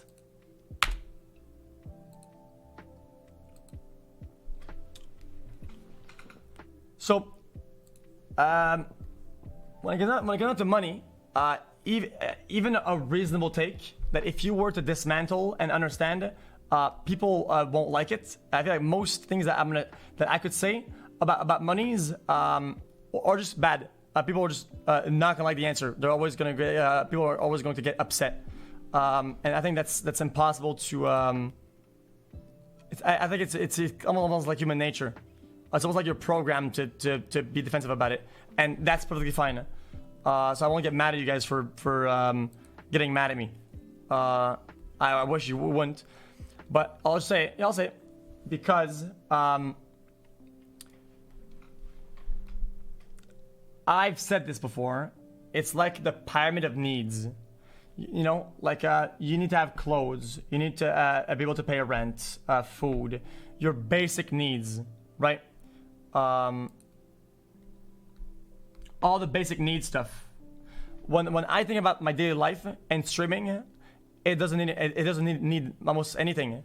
I always say this. I always said I could stream from a box, like having just a desk, computer, food, rent, just electricity, internet, all of that. Once all that is paid for and everything is good, and everything is settled, all the extra, I mean, I'm not even using it. So it doesn't like mean much in its very meaning. Like the money itself, it what it does is that it gives a sense of security, a sense of stableness. Things will be covered if they need to be for future times. If something happens, I can afford it. If a problem happens, I can buy it. If something is going on, like I can. And that fact, the I can, is almost everything that I need and want. And it's something that I think I call a peace of mind. Peace of mind. Just knowing that I can just removes all the stress. Not because I don't want. I can. But what I mean by that is that I don't want to get fucking 5 big juicers, fucking, dude, fucking spend millions. Like, oh yeah, dude, you're a millionaire, Andy, dude. Buy, dude, $80,000 watch this. And it's like, no, because I don't want to, right? But if things go wrong, I always can. And that's the thing I think that sucks the most, because most people can't. And not for the future only, but for the present. Rent, food, basic needs, travels, even just going to work might be a challenge. Most people just can't. And that fact alone is most of their problem. It's the big chunk, right? The rest of the problems, like other stuff, like a social stuff or whatever, yeah, they're real problems. Friendships, I understand, they're real, but the main problem is that basic needs can't even get fulfilled. That's the main problem. So when I say that money doesn't have that big of a value, I think it's hard for people to maybe to relate, because that block isn't fulfilled, and them knowing that block is fulfilled would help them a crazy amount. Like, yeah, man, it means a lot. No, I get it. It does mean a lot. But when these big blocks are completely filled, and not only for right now, but for years ahead, then it's like, wow, okay, whew. Like, it's like it's not only a load off my shoulders, it's a fucking 8-ton backpack off my shoulders. Now, like, it's almost like it's like my eyes can breathe or some shit. Like, I can see clearly, almost. And I think that's always been the biggest thing. You get it? And my family? Yeah. If my family needs it, yeah. But in of itself, it doesn't mean much. Because I don't want to use it. I don't have goals that need it. But the needs that I have that are reasonable are all covered. That's it. And that's kind of the end of it. Okay.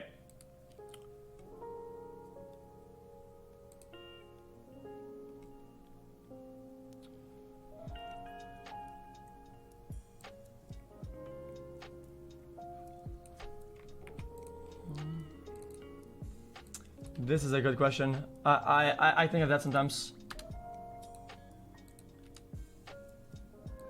Okay. I'm gonna be honest with you. I don't know how I looked like I was in the gutter, or how I don't know how I translate to you that. Like I said earlier, I have a very like good level of happiness overall, and I'm rarely in the gutter. Sometimes things are kind of fucking annoying, and they have to be dealt with or something. And I'm like, oh, it's inconvenient. It's inconvenient. It's not like GG. It's inconvenient. It's not. It doesn't help. It's just kind of annoying, right? So even if I seem like I'm in the gutter, not really. But I've been in the gutter, and if you are in the gutter, how do you maintain hope? Well, how I've maintained hope is trying to remove the glasses that say that things are permanent, or if possible. Sometimes some of the problems or some of the things that like aren't permanent. Some of them are like kind of temporary, and I think making a lot of like small problems look permanent is crazy overwhelming. and you're gonna be in the gutter, not because you actually are, but almost by choice. I think, I don't want to discredit your issues. I'm not saying the things that are permanent and impossible to deal with, but some of the things sometimes that can be changed, instead of changing them, you're gonna make them worse by trying to overplay them, or whatever, and make them sing. And now it's impossible. I'm in the gutter. Okay, let's think about this. These problems are a big ass rock. Okay, and the rock is not gonna go past the fucking the small insert. So just okay. Look at this small piece. Oh wow, look at this piece. Look at it. Oh wow, look. If I try really hard and I can do bing, and oh look, a piece of rock, cling, and then you ching. Now the rock is in, and you just cling, cling, and then wow. And I think sometimes, having a lot of problems, you think it's a big rock. Dismantle in small rocks and let them go through. And then, oh my god! And the fact I know for a fact, this sounds kind of crazy. Okay, this sounds kind of crazy. Okay, but the action of removing a small piece of rock out of a big stone will be incredibly inspiring and can be like a mental breakthrough. When there's 10 problems, if you say, you know what, dude, for whatever reason, I'm gonna put my blinders on and I'm gonna go all in on fixing that one rock in the stone. You take a portion out of it. Once you've done that, I feel like it gives like a holy shit, it's actually possible. And then that also inspires you to get even more small pieces of that stone and work on it. But the problem is that when you think the stone is too big, you don't take chunks out of the stone. You say, no, it's just too big. I can't do it. I just can't.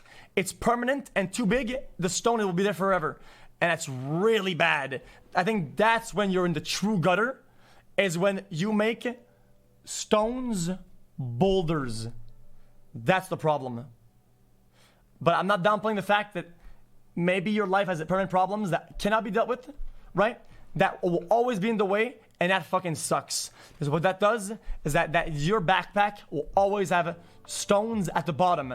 Yeah, some of you can remove them. Some are stuck there forever. Some problems are in your backpack, and they're weighing you down, right?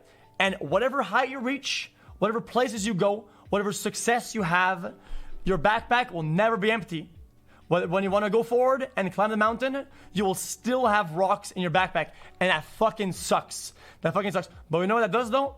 Is that whenever you reach the top or a certain level and you look around and other people are at that point of success or life, right? You can say, yo dude, I got here and I'm here too.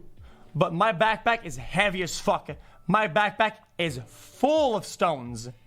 And I'm still here. And that builds character. And that's who the fuck you is. That's who the fuck you is.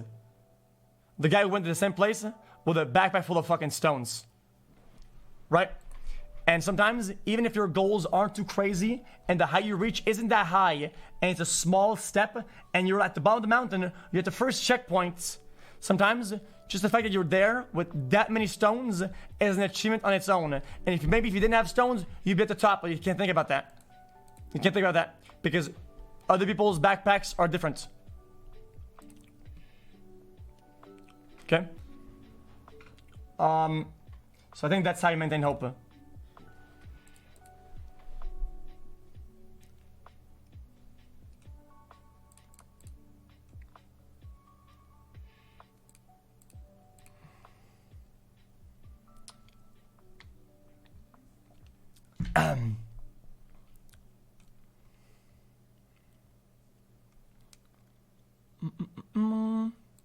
I'll take 2 more good juicers.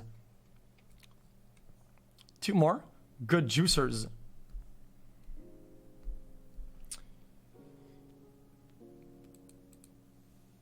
Yeah, Twitch will always have a not more mental strain than real jobs, but a slightly bigger potential of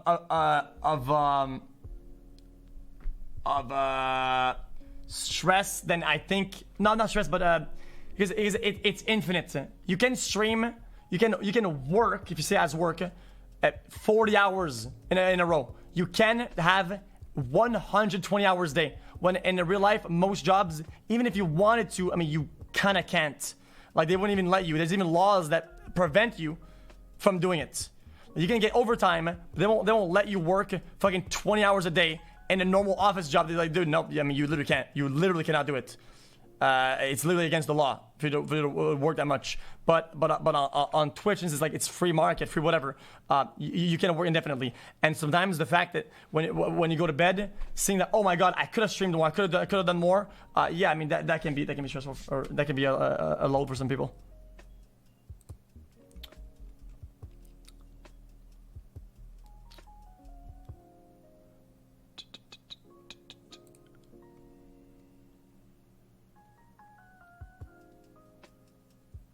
Okay, I'll take 2 juicers.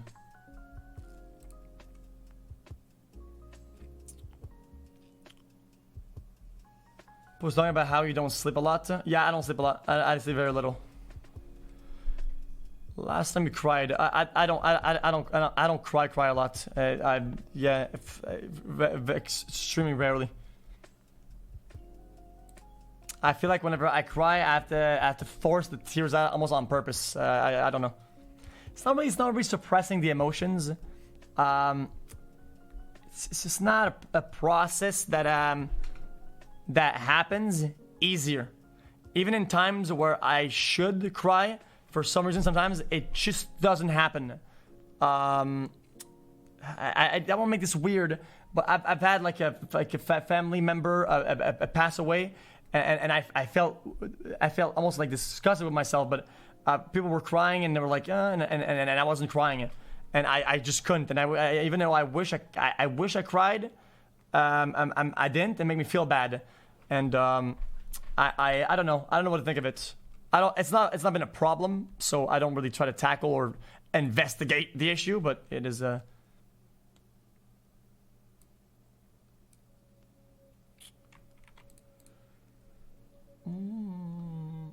Oh wow! Oh, Aiden, you never heard about that?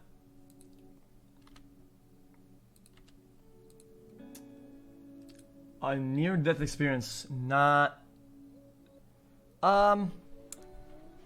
Depends. I think when people talk about a near-death experience, like something that is like not the stake. I think when you're choking or whatever, yeah, you could die. Like dying is right there, right? But it's not. I wouldn't qualify this as a near-death as a near-death experience. I think when I talk about a near-death experience is like an entire event, I get it. You could die. I understand. But I feel when people talk about a near-death experience, they ask about a bigger, not bigger, but like almost like a story, like a full, like a thing. Like an event, like a story almost. I think the one thing where I genuinely thought that I was dead, it's no story, but whenever I had surgery, they made me fall asleep.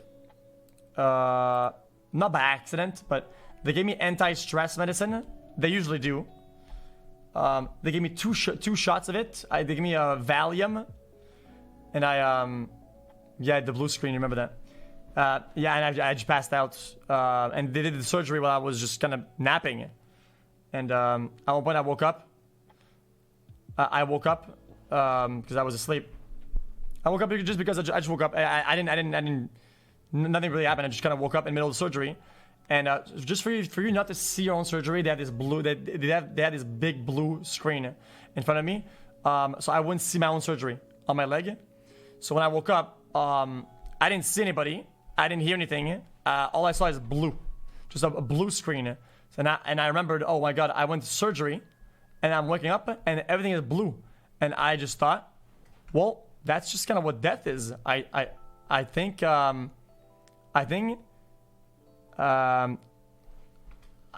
that's just the process. When you die, it's all blue. And I started panicking. I was like, I don't want this. I don't want to be dead. So I started fucking panicking, and then I was like, ugh! right?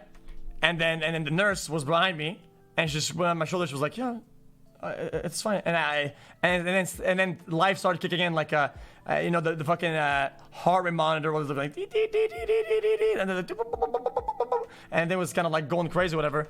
And like I'm like, "Yo, we're here, we're here, man. You're here, like and it's just like, you know, you're chilling." I was like, "Fuck, man, I thought I was dead."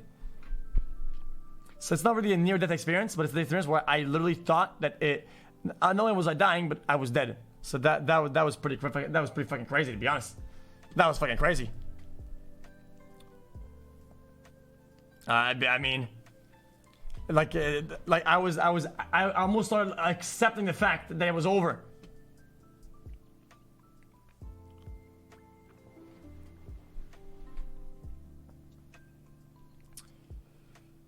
Okay, I'll get 1 or 2 more juicers. So, is there any question that I haven't gotten to, that it's pretty personal, that people have spammed, that you know of?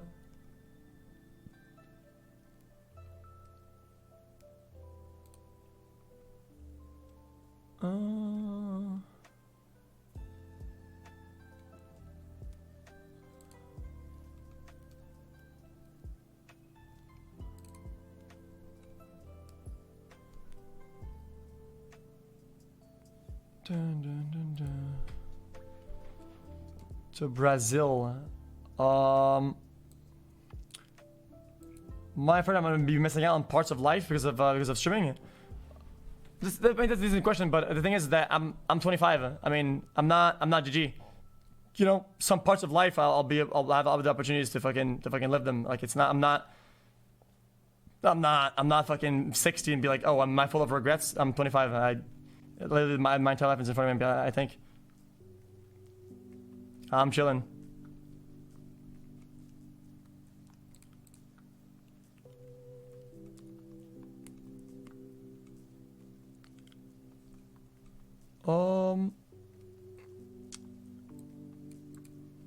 Here, thank you.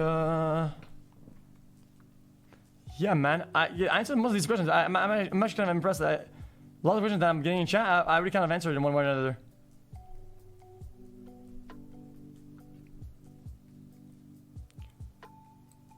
I don't want kids. I never spend money in the long run. Do I have any plans for money and when it's time to go?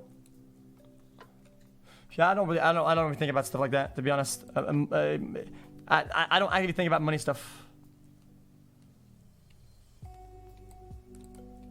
The only thing I want to do better with my health is going on the walks and just overall getting on walks and doing just normal stuff and getting actual cooked food, whether it's with a service or something, or I don't know.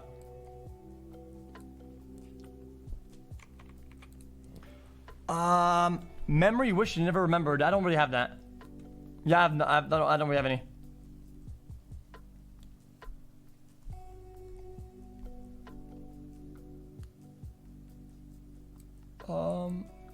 This isn't bad.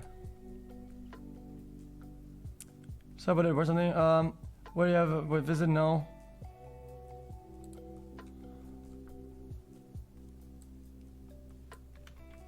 Regret always thought about this. Yeah, Aiden, this is a decent question. I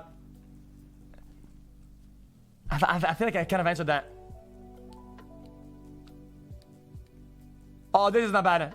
I think this question can open up a lot of other things I want to talk about. Not that I want to talk about, but I feel like people asked other questions people asked about.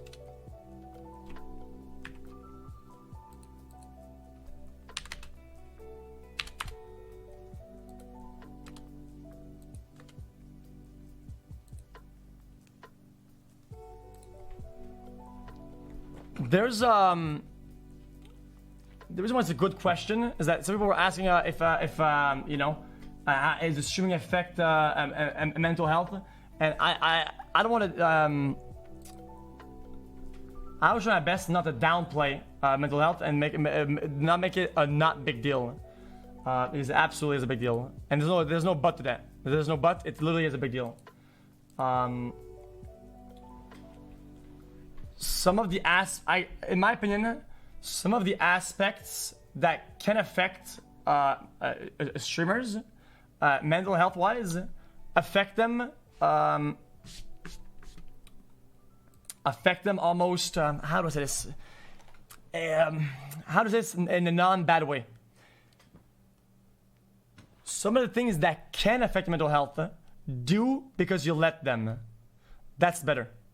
I think a lot of things that have the potential to harm mental health end up doing so because you let them and because you succumb to them.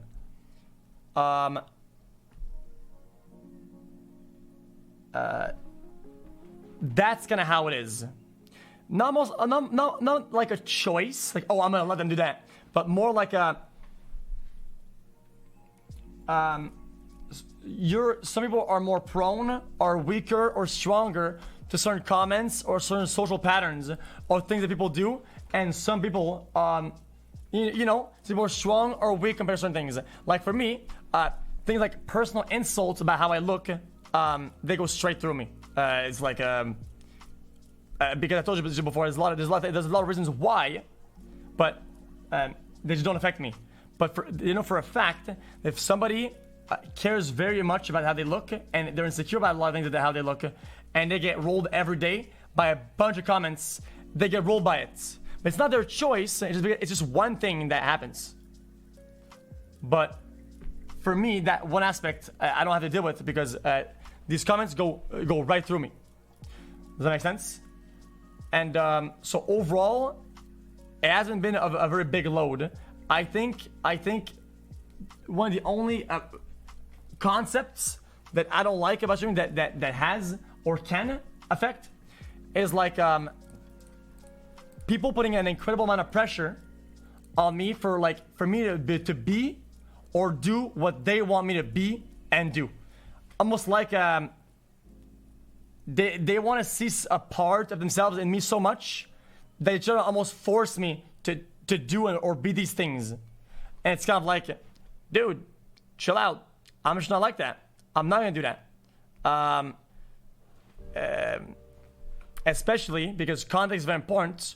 Like let's say my family is a certain way. My family does things. So whenever I interact with my family, people say this, say that, you're being weird. No, I'm not gonna do what you do with your family because you have your own set of things you do with your family and some set that you don't. And that's just kind of it. And and that's not only with family, with a lot of things people do that. People like, oh, do this, do that, be like that, be like this. Okay, well, I don't do that. I'm not gonna do that. And people go very hard on that. And they people go way past the fucking the parasocial. Sometimes people go fucking crazy with that. They go insane, especially when it's like with like a. Especially with like relationships or something, people go way harder. It's why shipping content is fucking deadly. It's fucking shipping content because people are like, oh, dude, I don't get women or women don't talk to me. Oh, this guy, you have women that talk to you, dude. Say this, say that, do this, say that. It's like it becomes really bad. So I think that's a big problem.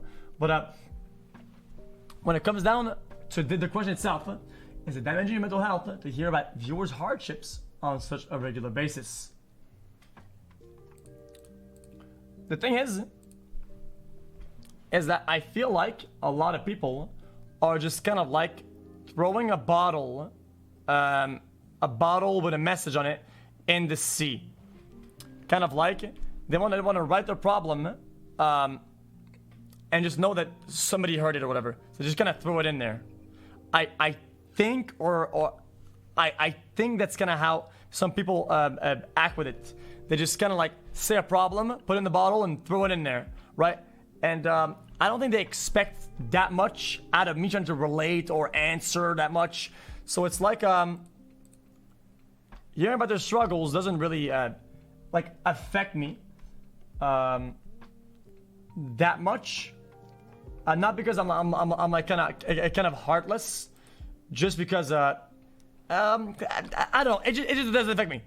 People can spam their problems to me. There's not much that I can do, and I don't think it's my responsibility. I try to fucking farm lols and play games, and I don't think I can fix your life.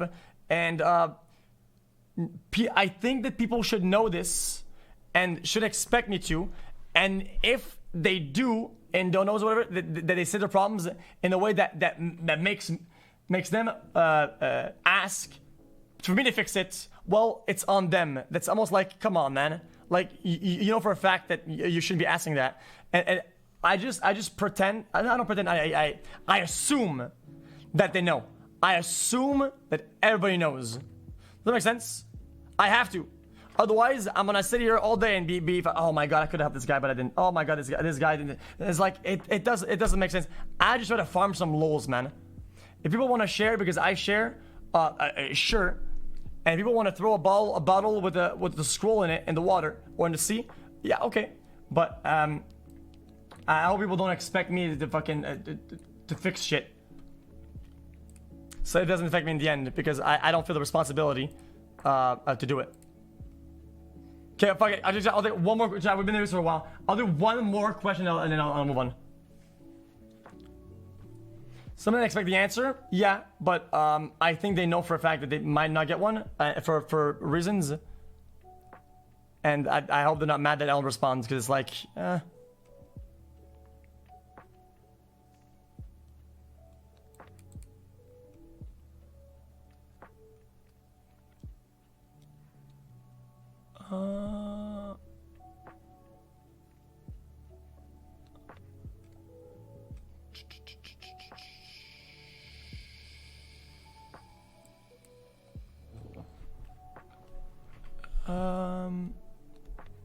what was your current worst habit? Worst habit right now is picking my fingers. I pick my fingers and my toes really badly. It's really bad, dude. Look, I get it's all the way to the blood these days. I mean, look at my index. My index is literally on blood right now. This one is nearly on blood on like 3 places. It's just gonna.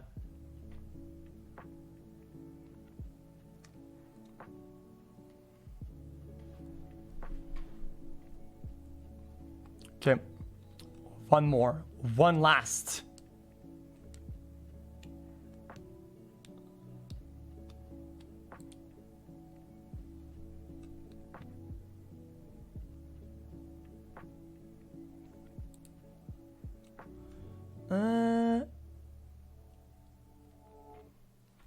Yeah, I guess I do miss out on certain parts of life because I'm at the computer all day. Yeah, I mean I do, yeah, for sure.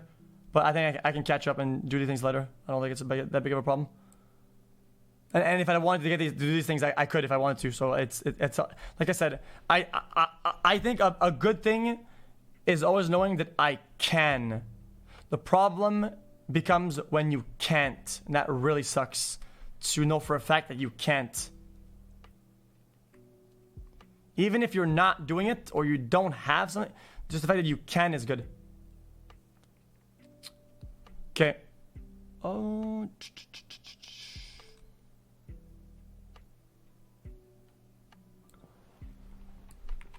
I'm having a tough time getting one good question. Because I can't read all of them.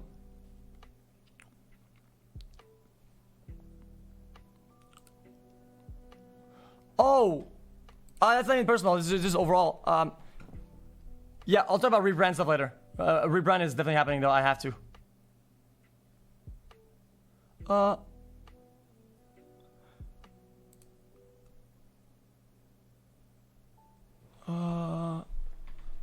Why do you get so angry? I need to stop facing your anger management. No.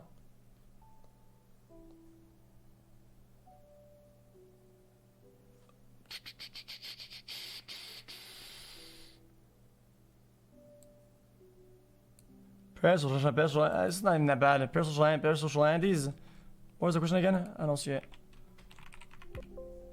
I don't see the question. So you have to ask again.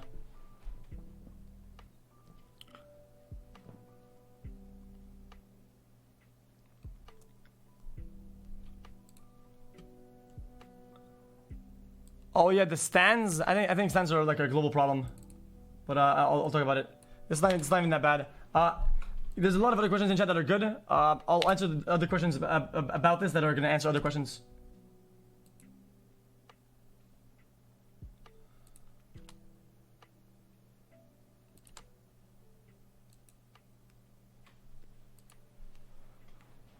I feel like some personalities attract stands or viewers or fans. I don't like saying fan. I think fans is stupid. I feel like certain personality traits attract more and make them do certain things.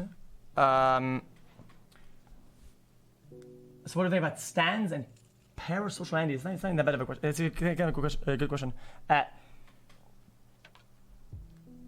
The thing is, I think, is always okay. I think the main issue is what I empower and what I let through and what I don't moderate. The thing with moderation is that it gets really hard for, like, let's say people on YouTube or whatever, they have really big audiences.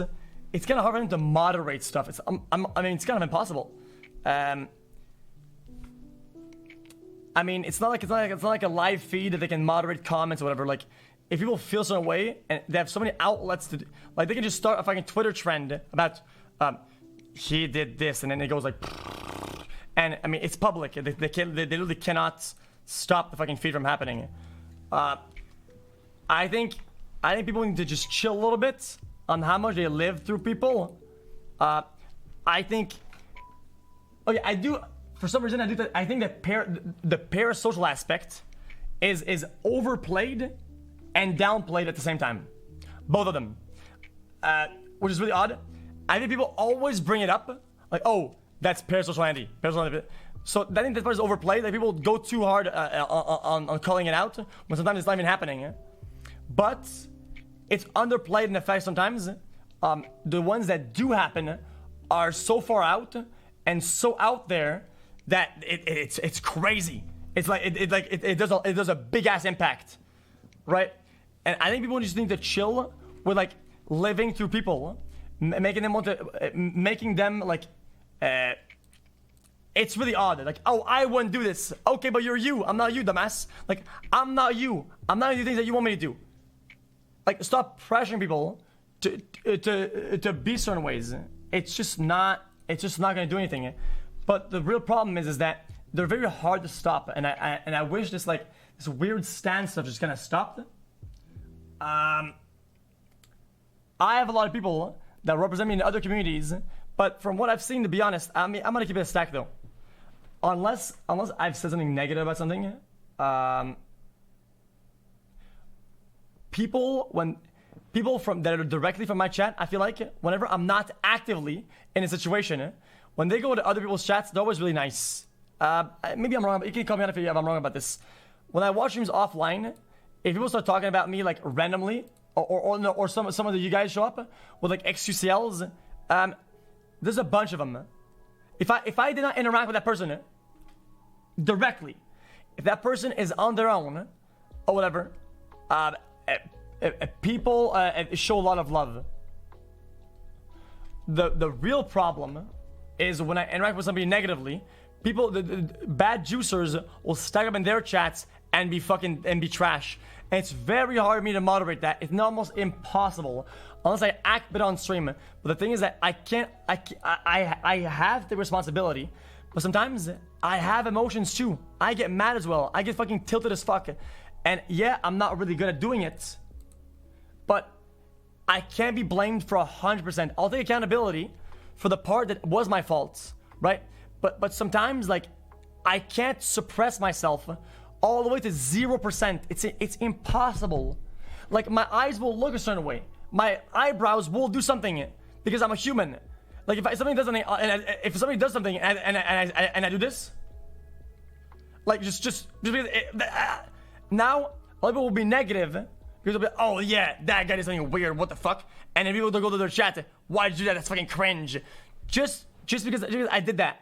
But it's what I meant by suppressing to 0%. I can't suppress my emotion to 0% to where I don't at all impact how people are going to react. And that's why it's really hard to moderate. Because sometimes I go against hoppers. I go against people that are standing, people that are even being parasocial. But it's nearly impossible to contain all of it. It's just not feasible. But I'm gonna keep it a stack though.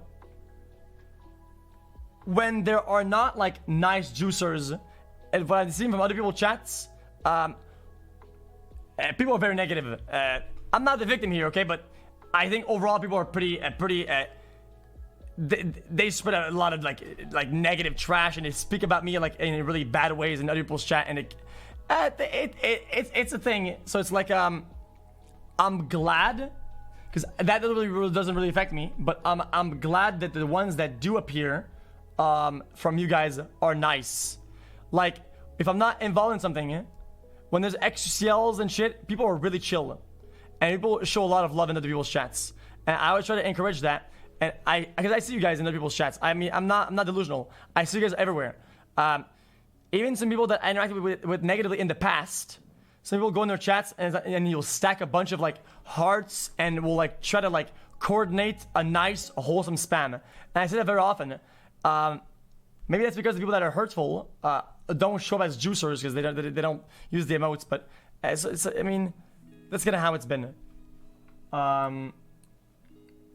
It's just when I interact negatively. Yeah, this tangent, it's really crazy though. This is a whole other topic. This whole like dream stands and BTS stands. That thing is out of control. It is completely. It is absolutely out of control. And one way or another, some sort of change is needed. Out there. For people that stack hatred like that and stack, it's really bad. But that's a whole different topic. Okay. Alright, chat. Guys, this was pretty healthy, chat. I guess I had a lot of fun. I want to play, guys. I have a lot of energy. I want to go play games.